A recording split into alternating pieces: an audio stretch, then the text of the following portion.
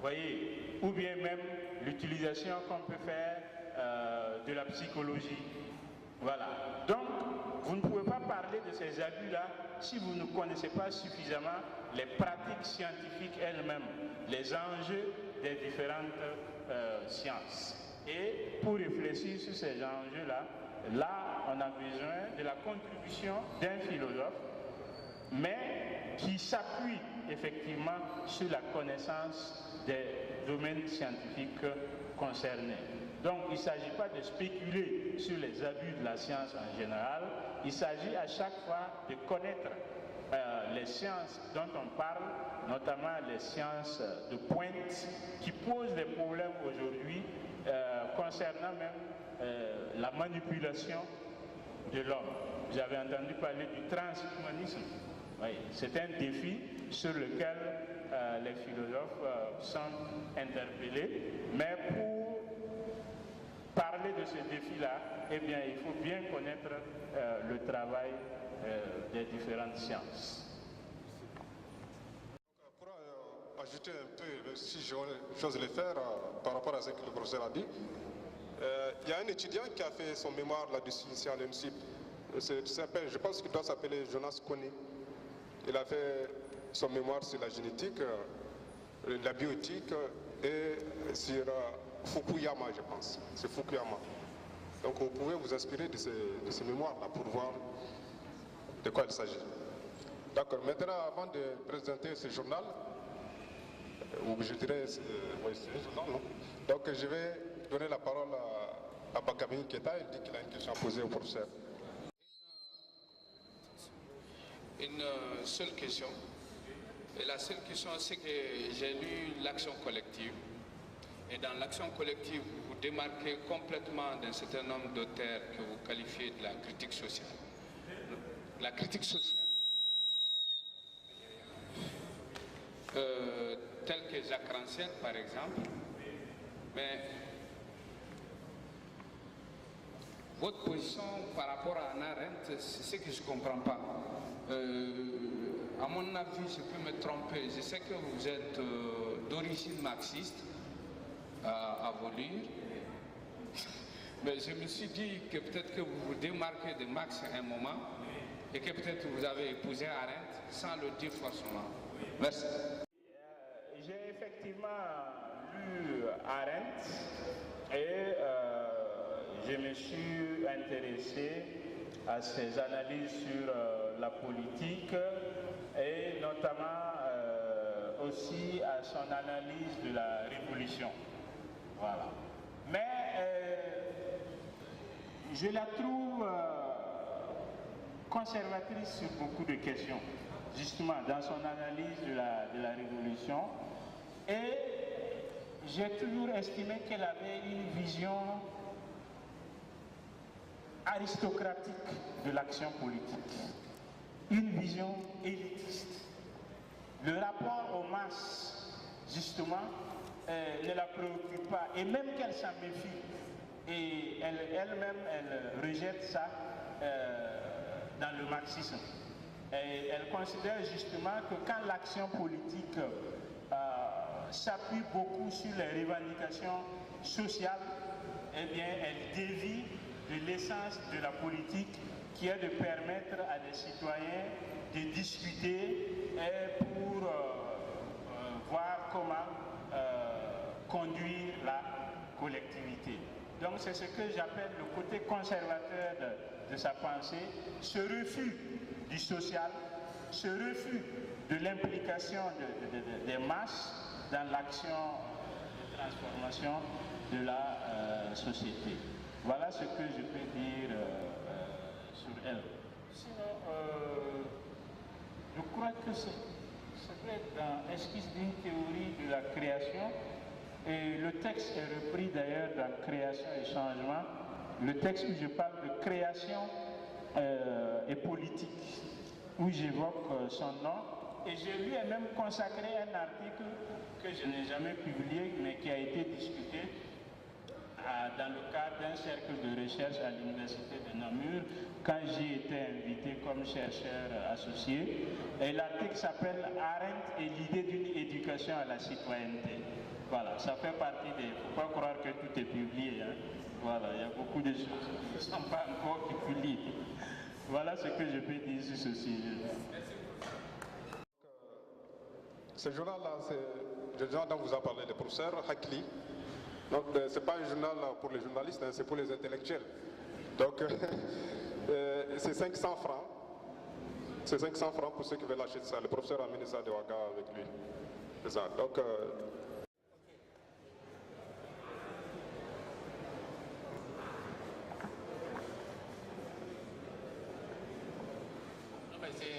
c'est juste un problème protocolaire. C'est comme ça que ça se passe. Je suis ici en tant que directeur de la recherche et de la formation continue de l'ANSI. Donc je représente l'administration de l'ANSI. Je dois donc clôturer à ce titre.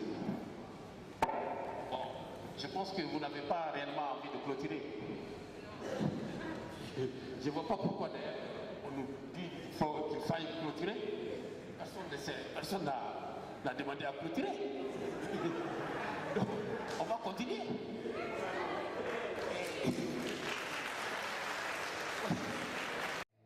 La guerre contre la philosophie. Alors que lui, d'après ce que j'ai compris, il était attendu. On lui réservait un poste. Nous, il nous a fallu noyer ici. Et la guerre n'est pas totalement finie. Contre toutes les disciplines qui voulaient nous bouffer.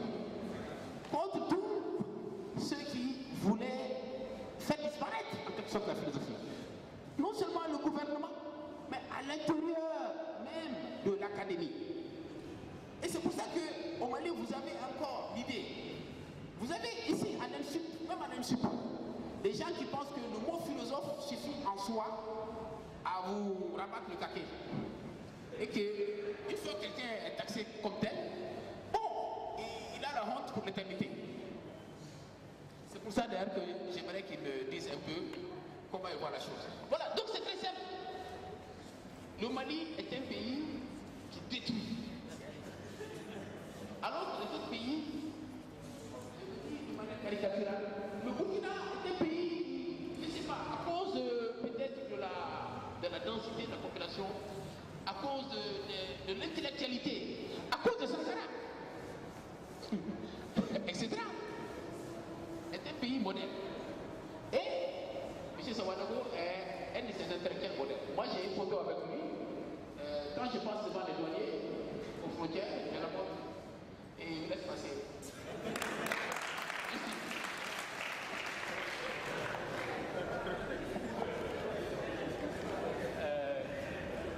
Ok, merci Touré. Bon, il m'a interpellé sur le point, je vais réagir rapidement. Effectivement, sur l'école normale supérieure, en fait, il faut dire que moi je suis tombé dans l'affaire comme un cheveu sur la soupe. Et après mon bac, effectivement, j'avais eu une mention bien, j'étais le seul dans la série A et j'avais un camarade qui avait eu la même mention dans la série C. Et on m'avait orienté en lettres modernes pour journalisme. Et je ne voulais pas ça. Je voulais plutôt faire anglais pour interprétariat. Je voulais faire interprétariat anglais, allemand, français. Donc, après le bac, j'étais retourné dans ma ville natale et je passais mes vacances tranquillement. Et un jour, des camarades viennent me dire, mais tu es là alors qu'on te convoque à Ouagadougou pour remplir des papiers et puis aller en France. Je dis, hey, vous êtes sûr que c'est moi? Parce que moi, je n'ai jamais introduit une demande pour aller en France. Hein. Il dit, non, c'est bien ton nom qu'on a entendu, il faut quand même aller voir. Et j'arrive à Ouagadougou, on dit, mais M. Savadougou, où vous étiez, ça fait longtemps qu'on lance le communiqué. Bon, vous êtes en retard, mais on va essayer de rattraper les choses. Remplissez les papiers et puis vous venez. J'ai dit, mais c'est pourquoi? Le ministre de l'Enseignement supérieur qui me reçoit, il dit, oui, bon, j'ai décidé de choisir certains d'entre vous pour envoyer dans les classes préparatoires en France. pour tenter votre chance. Tu es le seul en lettres. On va essayer avec toi pour voir ce que ça donne.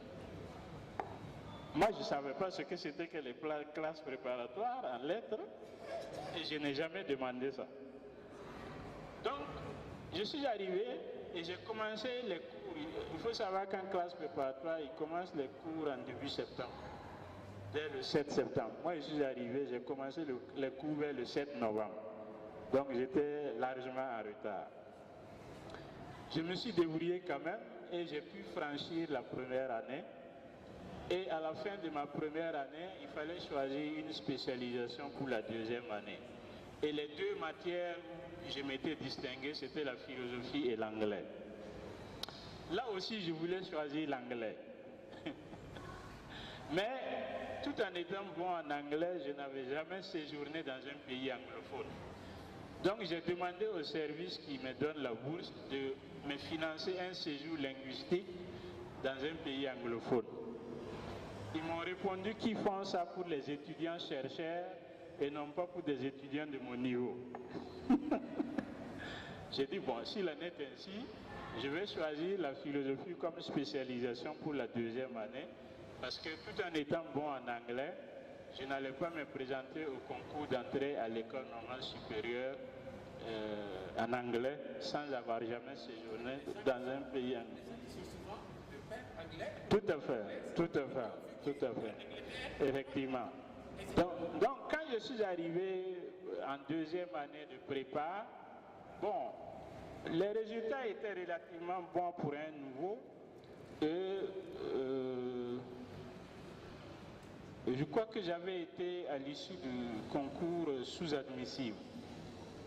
Mais je n'ai pas voulu reprendre le concours parce que, à la différence de mes camarades français, j'avais l'impression, moi, de me battre seulement pour des titres de normalien, alors qu'il n'y avait rien derrière.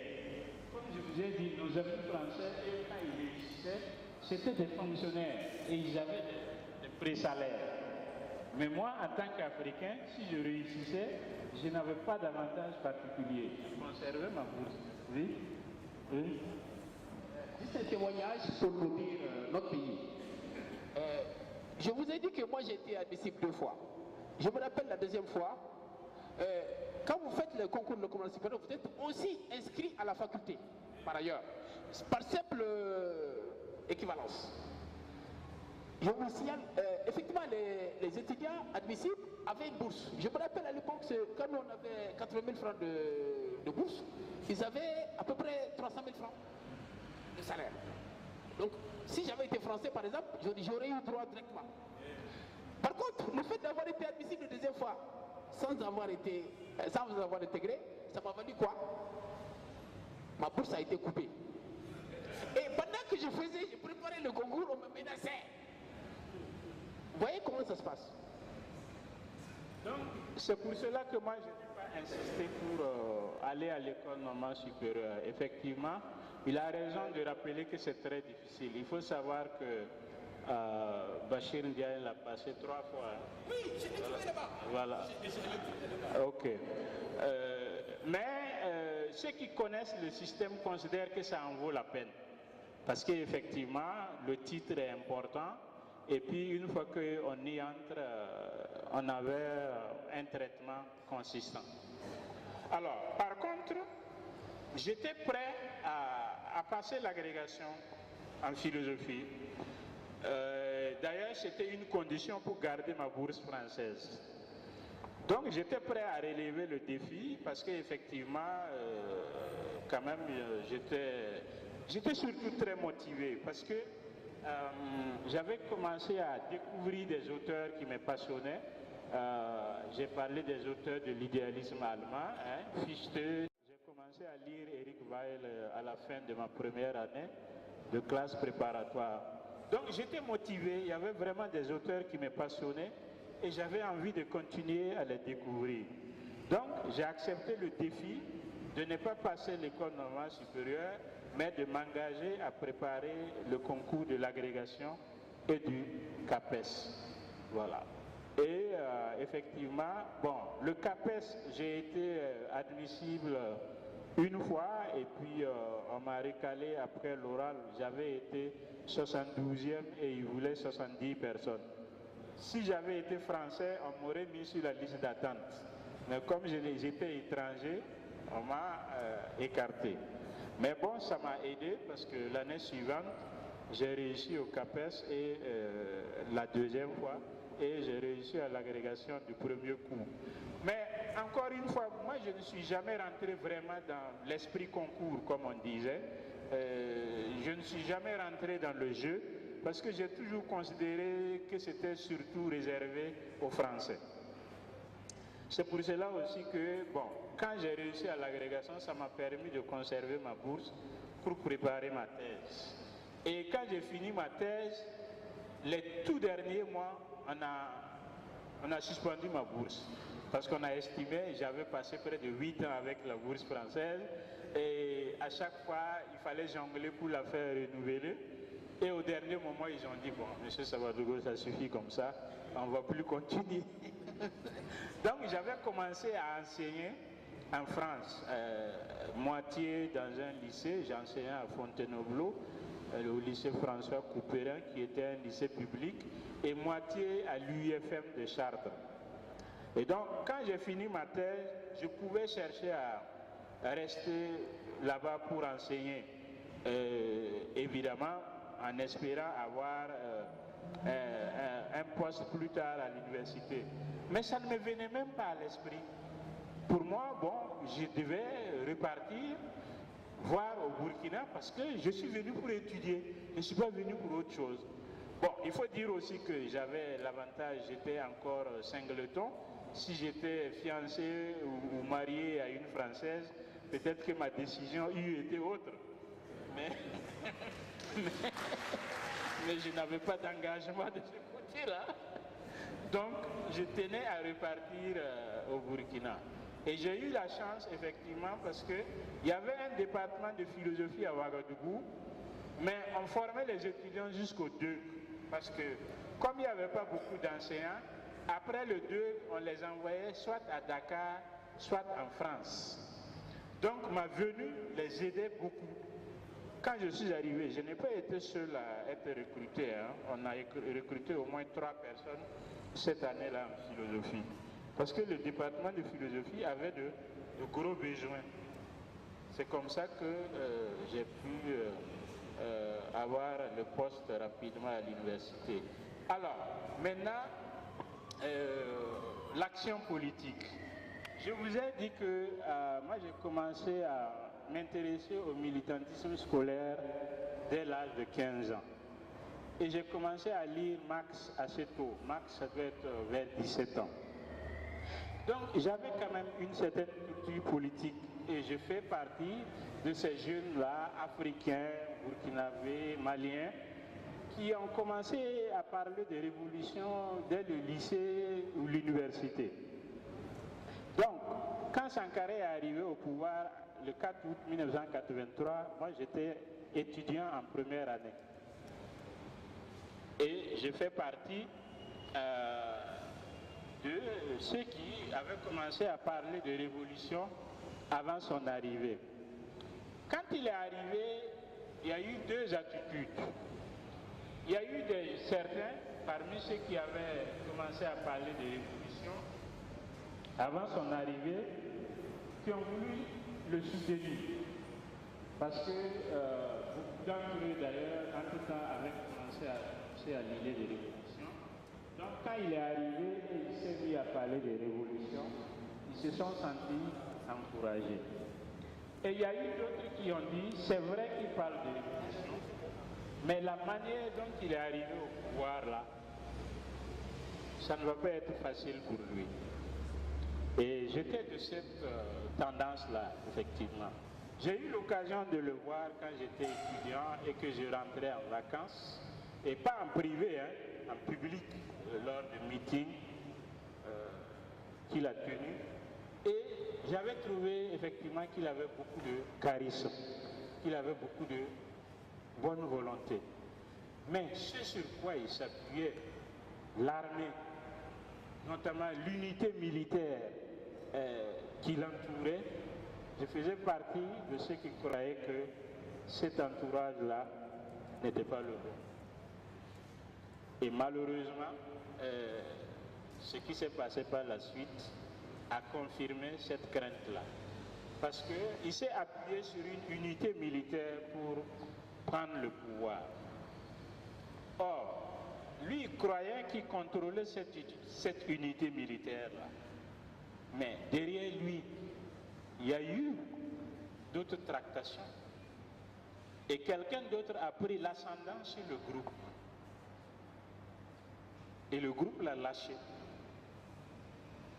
Et c'est eux qui se sont retournés contre lui pour le tuer. Et c'est comme ça que, justement, on a dit, il faut faire attention quand on veut la révolution. Et il ne faut pas croire que chaque fois qu'on a la possibilité de prendre le pouvoir, il faut le prendre par tous les moyens. Parce que selon la façon dont vous allez prendre le pouvoir, il y a des choses que vous allez pouvoir faire ou d'autres que vous n'allez pas pouvoir faire. Donc pour nous, l'expérience de Sankara, ça traduit les limites de la conquête du pouvoir par coup d'État. Ah oui. Ah oui. Si on conquiert le pouvoir par coup d'État et on veut conduire le changement radical, ceux-là même qui vous ont aidé à arriver au pouvoir, là, ceux qui vont vous lâcher. Et c'est ce qui est arrivé. Voilà. Si bien que on n'a pas baissé les bras, on a continué et justement une des spécificités du Burkina, c'est que jusqu'à présent, il y a des organisations qui continuent de parler de révolution et qui continuent de se battre pour le changement radical. Parmi ceux qui ont été fidèles à Sankara, il y a beaucoup même qui ont complètement changé d'orientation et qui se sont lancés dans le jeu politique officiel. Et qui aujourd'hui, même s'ils continuent de citer Sankara, ils ne parlent plus de révolution. Mais il faut reconnaître qu'il y a d'autres acteurs qui continuent de parler de révolution et qui continuent de travailler à sensibiliser les populations. Voilà ce que je peux dire. Alors, tout à l'heure, j'ai parlé d'Ibrahima Ly.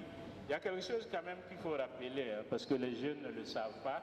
En leur temps, il y avait la FEANF, la Fédération des étudiants d'Afrique noire en France. Ibrahima Ly a été un des présidents de la FEANF. Ce sont les organisations qui ont été les premières à adhérer aux idées révolutionnaires. Et voilà, Ali Noumbia, et à chercher à les diffuser sur le continent africain. Ce sont ces organisations-là, ces étudiants d'alors, là, quand ils sont revenus, ils ont contribué à créer des syndicats ou des partis qui se réclament de la révolution. Et c'est comme ça que les idées révolutionnaires ont commencé à se développer dans nos pays. Voilà ce que je voudrais dire sur ces questions-là. Mais je voudrais dire quand même que tous les peuples se battent. Et il y a des moments où les choses se passent mieux que d'autres. Mais je ne connais pas, en tout cas, vous voyez même la situation internationale aujourd'hui, ce qui se passe en France et en Algérie. Donc on ne peut pas dire qu'un peuple est